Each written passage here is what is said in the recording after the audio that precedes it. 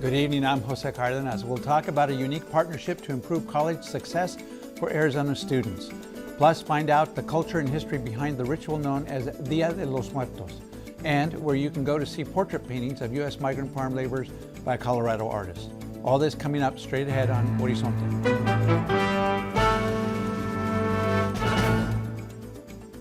Funding for Horizonte is made possible by contributions by the Friends of Eight, members of your Arizona PBS station. Thank you for joining us. Two Arizona education groups announced a partnership to ensure college success for students. College Success Arizona and Arizona Community Foundation will expand efforts to coordinate student funding and support services. Joining me to talk about this partnership is Rich Nickel, President and CEO of College Success Arizona. Rich, thanks for joining us on Horizonte. Thanks for having me. So we're going to talk about the partnership that was announced, but before we do that, tell us about College Success. So College Success Arizona was originally started in 2005 as the Arizona College Scholarship Foundation. Governor Napolitano worked with several leaders around the state because Arizona, as you well know, has some issues when it comes to state funding for students in the state, especially low-income, high-potential students. The goal was really to raise capital to then give away in the means of scholarships to low-income, high-potential students to really align ourselves with what the business needs are here and the economic needs, which is to provide more skilled workers as business enters the state. So you've been doing this for almost 10 years. Right. Why the name change? One thing we recognize is that the Arizona College Scholarship Foundation name presented certain challenges. In Phoenix especially, the foundation name implied that maybe we were fully funded, givers instead of raisers, if you will. We wanted to make sure people understood that we are in the business of raising capital in order to give that away to our students. There was also some other interesting concepts there. We really wanted to be a success organization that used scholarships and mentoring as tools to make people successful, not really just known as a narrow scholarship foundation. We think our focus and our impact can be a little wider. And that is one of the areas of evolution of the scholarship fund, Right. That you and I talked a little bit off camera, which is that now you're offering services to ensure success, as the name implies. Right. As we really took a look at what we thought we did best and what we had feedback on that we did best, it was not just getting the students access to school, but a lot of people don't realize that just getting that access doesn't mean that student's going to graduate. As a matter of fact, if a student is marginalized in some way or really not trained, if you will, to how to be successful in college, giving that money really is a good way to get them in, but doesn't ensure one thing. What we intend to do is widen the impact by helping through these really intensive success services, mentoring, advising services, and building relationships with the students as they move in, just to help them through the barriers that a lot of people that may be rural students coming to the big university for the first time, or maybe come from a single parent home where they may have not had a role model that went to college, to kind of help them through some of the things that may happen in the first couple of semesters or first couple of years, to keep them in school and keep them on track to get their degree. Now, this is something you've been doing for a little while. What's going to change now with the announcement of this partnership? Tell us about that. Yeah, so we scholarship students each year, and this year we have about 400 students that we're giving $6,000 apiece, so it's a $24,000 commitment. We've always provided these services to those that we scholarship, and we've seen graduation rates of all these students that are Pell Grant eligible over 70%, which is roughly double what the standard graduation rate would be around the state for that type of student.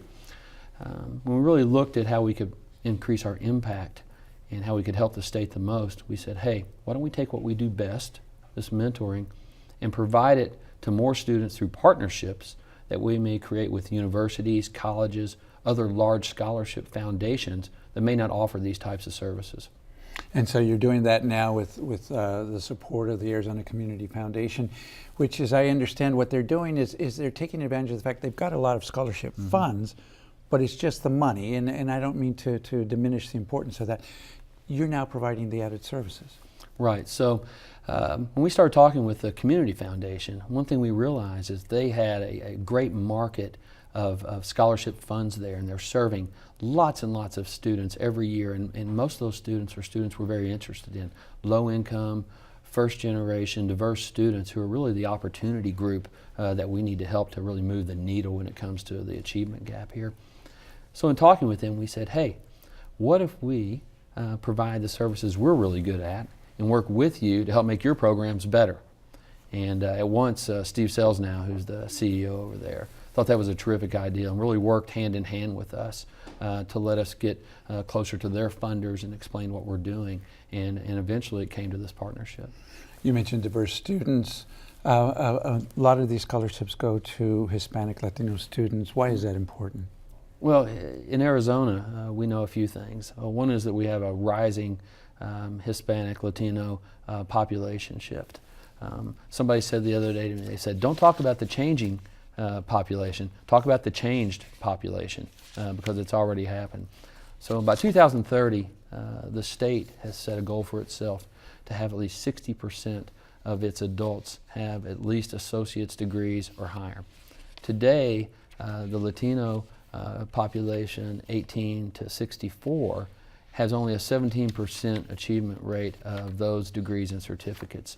So we know if we don't really focus on increasing that achievement among the rising Latino population, that there's no way we can mathematically reach those goals. And if we do reach those goals, the economic impact to the state is just tremendous. You know, you can draw straight lines between achievement at the post-secondary level and poverty levels. They work hand in hand. As I understand it, that's one of the reasons why this program is of particular interest to people like the Helios Foundation. Oh, that's right. You know, they understand that you have to work across the continuum of space. So where we kind of fit into this continuum with their support is really taking great high school students that have high potential, have done everything right along the way, but still may not have that opportunity to gain access. We're trying to provide that through scholarships. And then once they get there, we don't want to leave them in a worse shape than which they entered, so we have to make sure they graduate. And Helios completely understands that and has given support not only to us, but organizations across the state to help achieve that goal. Sounds like a great program. Congratulations on the new partnership. Rich Nickel, College Success Arizona, thanks for joining us on Horizonte. Thank you.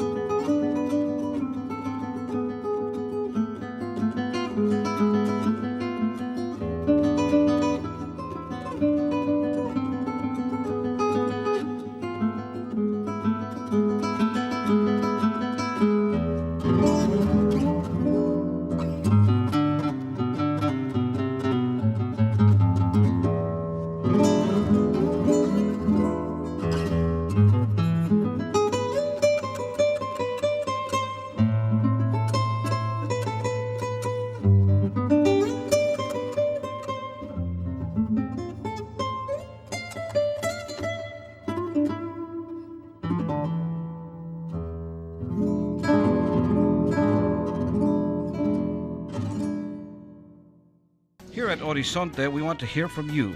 If you have comments, story ideas, or questions, email us at horizonte@asu.edu. El Día de los Muertos, the Day of the Dead, is a colorful Mexican tradition that honors and celebrates the dead. Joining me to talk about the history behind this custom is artist Satchko Guerrero, known for his creativity in making masks and known for many, many other things. Satchko, we've talked about your work and your artistry, but this is a particular passion for you. Tell us first about the Mexican tradition and then the Arizona twist. Well, you know, the Mexican tradition goes back many thousands of years to the time of the Olmecs, perhaps 3,000 years ago.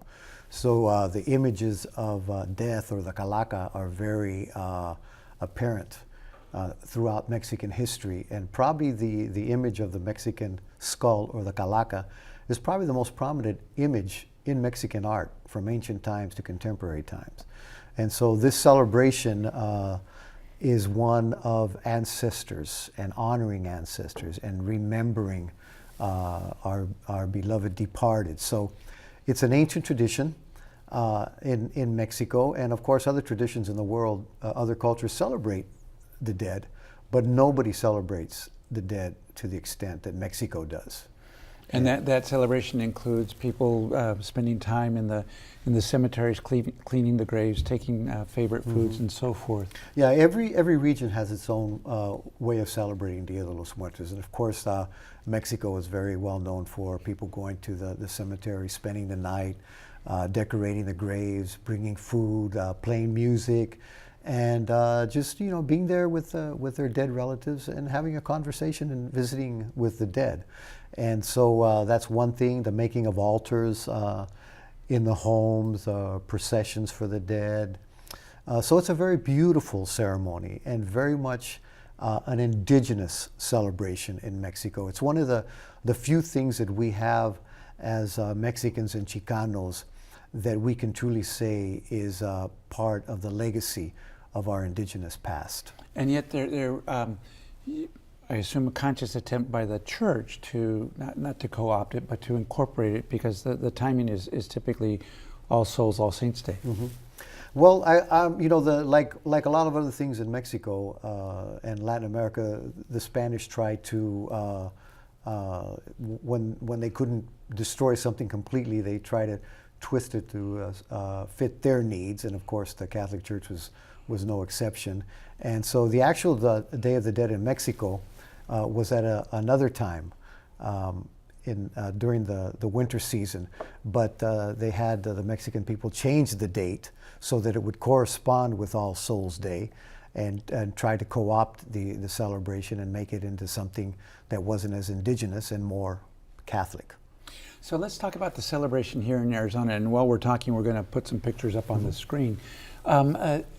You were the founder of the first one here in Arizona many years ago.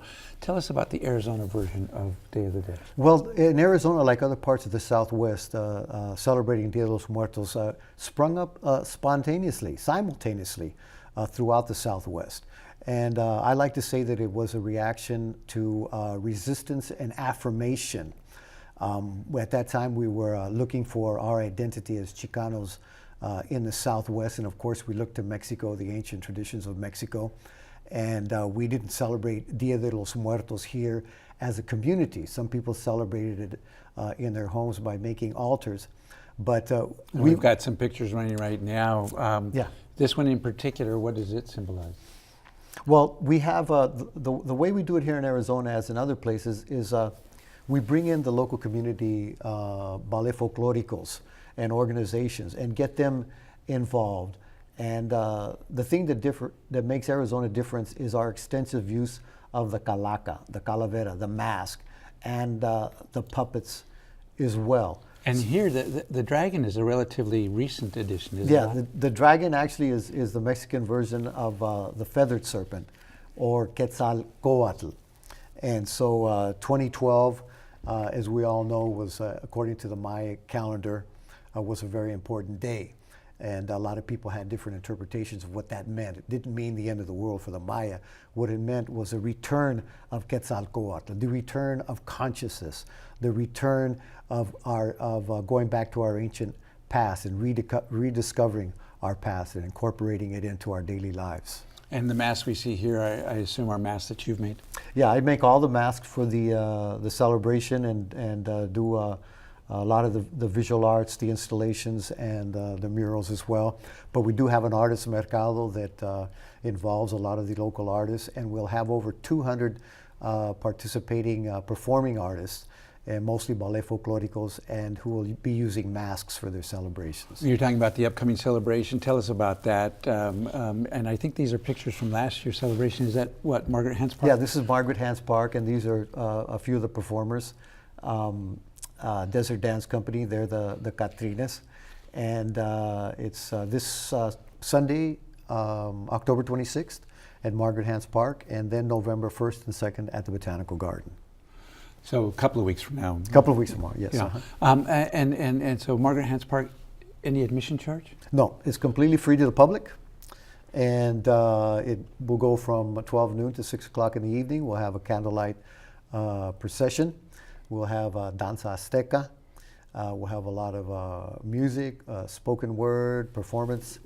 There'll be a lot going on throughout the day. There'll be a little bit of something for everyone.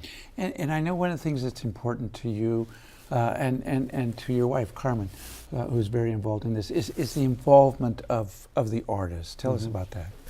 Well, you know, this is a way for us to reach out to our community and to get them involved in the celebration of culture and to create culture, to create our own interpretation of culture here in Arizona. So we're very, very proud of the fact that we've been able to work very closely with our community for well over 30 years now. And now we're really overwhelmed with the participation that we have from local community groups from all over the valley, from Chandler, from the West Valley, from the East Valley. Every year we have more and more artists and dance companies, theater companies that want to become involved in the celebration. And lots of things for kids to do as A well. lot of activities for kids, mask making, flower making, papel picado. We really go out of our way to try to make it family friendly. We're also making a big attempt this year to add healthy food to the menu, vegan choices. We're promoting native foods as well. So we want to change the whole mindset of what culture is and what culture can be. Culture can be something that heals us. La cultura cura. We can use our culture to heal our community, and not only through the arts but through promoting indigenous philosophies about death and dying, and also about living, about healthy living. And you know, that's why we feel we have the opportunity to our community to create alternatives to what they usually get when they go out to a public event. It sounds like it's going to be another great celebration. Wish you the best, and thanks for joining us on Thank you Horizonte so to much. talk We about hope it. everybody comes out and joins us. Yes, indeed. Gracias. To find out more information about what's on Horizonte, go to azpbs.org and click on the Horizonte tab at the top of the screen. There you can access many features to become a more informed Horizonte viewer. Watch interviews by clicking on the video button or by scrolling down to the bottom of the page for the most recent segments. Learn about more specific topics like arts and culture and immigration. You can also find out what's on Horizonte for the upcoming week. If you would like an RSS feed, a podcast, or you want to buy a video, that's all on our website too. Other features include our collection of website links and a special page for educators. While you're there, show your support for Horizonte with just one click. Discover all that's on Horizonte. Visit azpbs.org, Horizonte today. Don Cohen, the Migrant Series exhibition will open this weekend at the Phoenix Art Museum. The exhibition includes a series of 15 large-scale realistic portrait paintings of U.S. migrant farmers. Here to talk about the exhibition is Dr. Jerry Smith, curator of Western American art at the Phoenix Art Museum. Dr. Smith, thanks for joining us on Horizonte. Oh, thank you. The press release talks about larger-than-life Don Cohen, the Migrant Series. And it really is larger than life. In fact, the first picture we want to put up on the screen is a picture of the artist next to one of these pieces, and you can see it's huge. They are large paintings. They're larger than life size. The painting of the one you're looking at there of Don with Angel, it's 6.5 by 9.5 feet. That's big. That's something you can't ignore. And one of the interesting things, I mean, there are many interesting things about this. A big part, of course, is the scale, but the technique. Yes, they are works on canvas. It's an acrylic paint that the artist uses airbrush. It's so the same thing that you'll see on decorating cars to T-shirts, but it's a low pressure airbrush that has up to 60 layers of paint. So there's real depth in the paint, and then he goes back and touches with a pencil to give it little highlights. And so when you see the paintings up close, they're very different from what you see from a distance. It's a technique that Louis Sharp, the director emeritus from the Denver Art Museum, calls not photorealist, but photo impressionist. And let's talk about this next one that we have on the screen. What's the title of this one? That is Manuel, and that is the painting that when our director, Jim Ballinger, first saw the work, he walked in and saw it and was introduced to that painting. And again, that's one that is 9.5 feet wide by 6.5 tall. Now you mentioned Jim seeing these several years ago, probably at about the height of the anti-immigrant legislation. I take it one of the things he wanted to do was to, and in fact, Phoenix has taken the lead on this exhibition, right? You Yes, put we it together, organized the and it'll go to exhibition. other cities. But in a way, it's a statement by the Phoenix Art Museum. Well, it is. It's important that the community see these works and consider the dialogue that's been taking place around issues like SB 1070. Because the most important thing that these works drive home is the fact that we're talking about people and the humanity of individuals, and just seeing somebody stopping for a moment from their moment of labor to stop for a portrait. You know, when you think of portrait paintings, we think typically of heads of state or, you know, the very wealthy. And here we're seeing just a segment of the population that we don't normally see in portrait painting in this Let's take a manner. look at another one of those fantastic paintings. Put it up on the screen. As I understand it, Cohen based these on photographs that he's taken of migrant farm workers across the country, and this is one of the most striking. You showed me in the book that the museum has put together. Tell us about this one. This is a portrait of Liliana. And in this instance, yes, Don has traveled to farms across the country, from California down to Florida. And in this instance, it was a pair of sisters, twin sisters, that he was drawn to. But Liliana has the birthmark, and that just really popped for him. And her photo, as I understand, graces, or a version of it, graces the cover of the right, of the book. I do have that. We have a catalog for the exhibition that has just come out, and happy to do that. We can't always do a catalog for shows, but this one we felt it was needed. I think we've got a couple more pieces that we want to put up and talk about.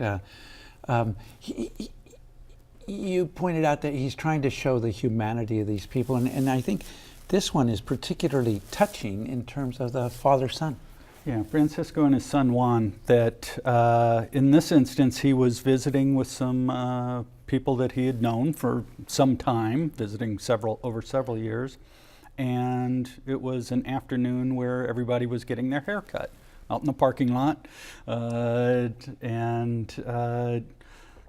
Francisco had just had his mohawk done, and his son came running out and hopped in his lap and was ready for his haircut. And that moment just kind of struck Don as something worthy of wanting to be put on canvas.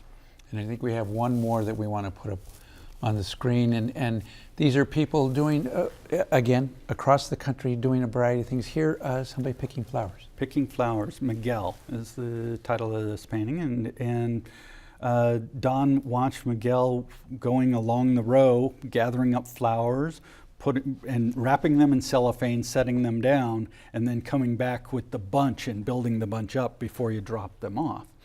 And it's that moment, seeing a large bunch of flowers like that in a field, that's the moment Don's looking for. He wants to find something that makes everybody stop and be like, wow, somebody did actually pick those flowers by hand, wrap those flowers by hand, work those fields to make sure that we have the fresh produce in our grocery stores. And so he's wanting to open up that part of the conversation. When we spoke off camera, you mentioned that what he's trying to do is to convey that these are real people doing things that benefit all of us. Your assessment as to how successful he was in doing that? I think he's so successful that we want to put the show on at the Art Museum. It is a stunning collection of 15 paintings that I was just curious and I checked, and it's 129,000 square inches of paint in the collection.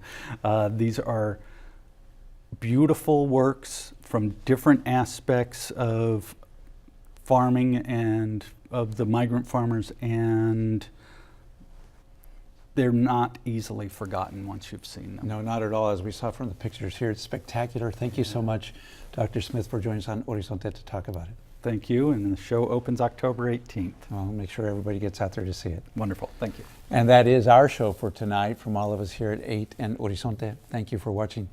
I'm Jose Cardenas. Have a good evening.